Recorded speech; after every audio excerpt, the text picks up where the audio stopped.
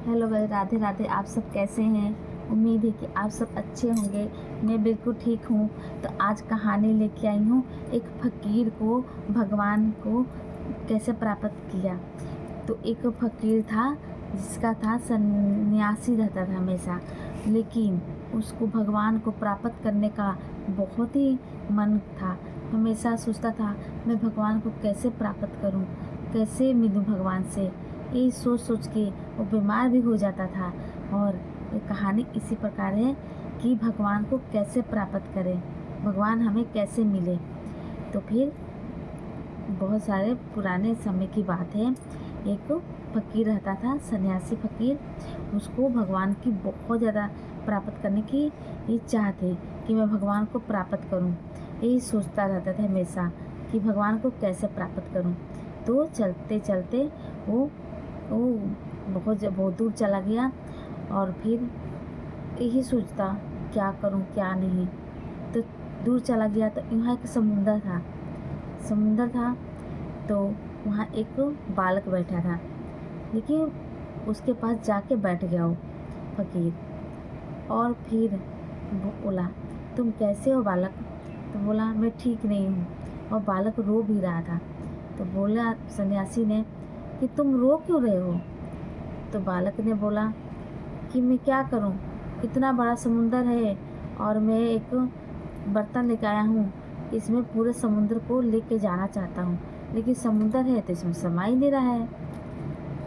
तो फिर फकीर बोला ये बात है। और ये मने मन फकीर हंसने लग गया। और फिर लड़का बोला, लेकिन आप क्यों हंस रहे हैं? और फिर फकीर रोने भी लग गया। तो फिर बोला लड़का, फिर आप रो क्यों रहे हैं? पहले हंसे फिर रो रहे हैं। तो फिर उसने फकीर ने बोला, क्या बताऊं बच्चे, मैं भी तुम्हारे जैसे ही पागल हूँ। जैसे तुम पागल हो, इस पूरे बड़े समुद्र को एक बर्तन में कैद करना चाहते हो, वैसे ही परमात्मा इतने बड़े हैं, उनको मैं मन में कैद करना चाहता हूँ। और सोचता हूँ कि भगवान है कहाँ, भगवान है कहाँ।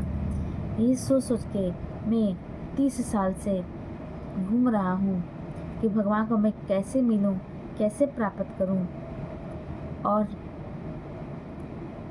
मुझे आज पता चला कि भगवान को प्राप्त करना है तो कहाँ प्राप्त करना है। तो लड़का बोला, तो फिर इसमें हंस के रो रहे थे, हंस क्यों रहे हो फिर? तो बोला, इसीलिए हंस रहा था कि भगवान को मैं दुनिया में इधर उधर प्राप्त करना चाहता हूँ, लेकिन लगता है भगवान तो मेरे अंदर ही है। तो लड़का बोला, हाँ ये तो बात सही है। तो फिर फकीर बोला लड़के को, देखो जैसे तुम समुद्र को इस पतीले में भर के लेके जाना चाहता हो, तो तुम्हारा समुद्र तो का कोई सीमित नहीं है, वो तो भर भी जाएगा इस पतीले में। लेकिन मेरे भगवान तो मेरे को प्राप्त करने के लिए बाहर दुनिया में तो नहीं मिलेंगे।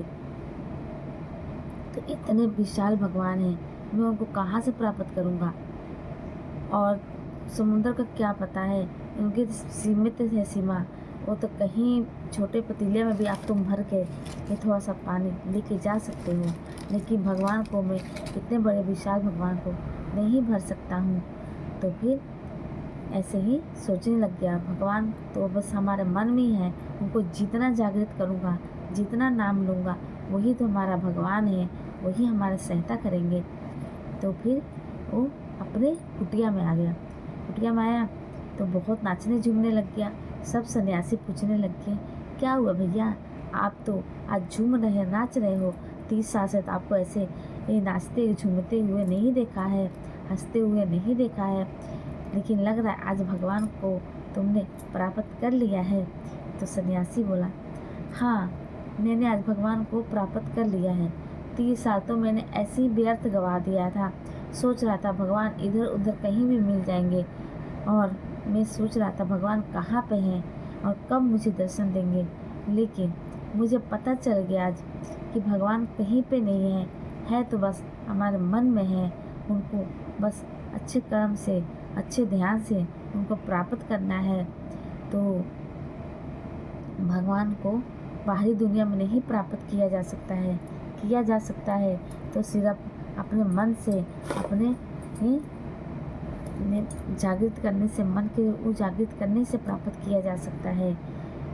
तो सन्यासी बोले, अच्छा तो फिर हमें भी बताओ कैसे भगवान को हम प्राप्त करेंगे मन से। तो बोला, तुम हमेशा भगवान का नाम लेते रहो और ये छोड़ दो कि भगवान कहाँ हमें मिलेंगे।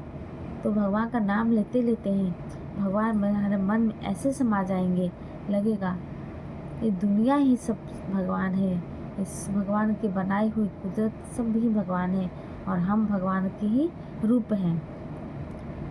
तो सन्यासी बोले, हाँ ये तो बात सही है, भगवान तो हर चीज़ में समाये हैं और भगवान को प्राप्त हमें बाहरी लोगों से नहीं करना है, भगवान तो सिर्फ हमारे मन में ही समाये हैं।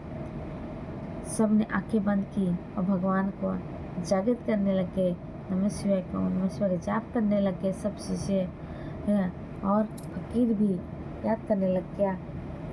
तो उसको सामने अंधेरा छा गया, फिर एक सुंदर सी रोशनी प्राप्त हुई। तो देखा भगवान खड़े हैं सामने और बोल रहे हैं, बोलो शिष्य तुम्हें क्या चाहिए। तो फकीर ने तो कुछ मांगा नहीं, बस बोला, भगवान आपके दर्शन कर लिए, यही मेरा सबसे बड़ा कमाई है, इसे बढ़कर मैं क्या कर सकता हूँ और क्या मांग सकता हूँ। जब आपके दर्शन ही होगी मेरे मन में तो फिर यही हमारे लिए सबसे बड़ी कमाई है और हमारी ज़िंदगी सफल हो गई। तो फिर उस संत ने, फकीर ने तो भगवान को प्राप्त कर लिया। तो क्या दोस्तों आप सब भी भगवान को प्राप्त करना चाहते हैं? तो फिर क्यों ना हम सच्चे मन से शिव गुरु का नाम लें और भगवान को प्राप्त करने की कोशिश करें, क्योंकि भगवान और कहीं नहीं होते हैं, हमारे मन में ही होते हैं और हमें अच्छे मार्ग पर जाने के लिए प्रेरित करते हैं। बस काम ही करना इतना है कि भगवान को मन याद हमेशा करना है ताकि हम भगवान से जुड़े रहें। भगवान कोई और नहीं, शिव गुरु ही हैं, सब परमात्मा एक ही होते हैं, बस उनके नाम अलग अलग हैं।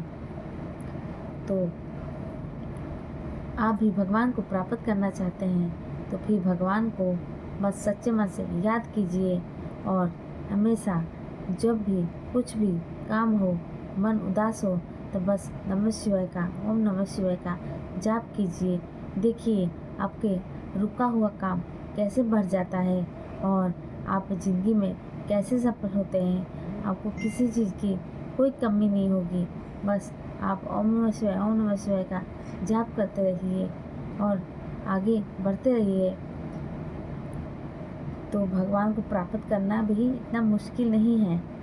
जैसे बालक ने समुंदर को एक पतीले में कैद करने के लिए रो रहा था, वैसे भी हम उदास हो जाते हैं, रोने लग जाते हैं, तो भगवान हमको मिलते नहीं हैं। लेकिन भगवान तो हमारे मन में ही समाये हैं, उनको कहीं ढूंढने की ज़रूरत नहीं है, वो तो हर एक के मन में रहते हैं।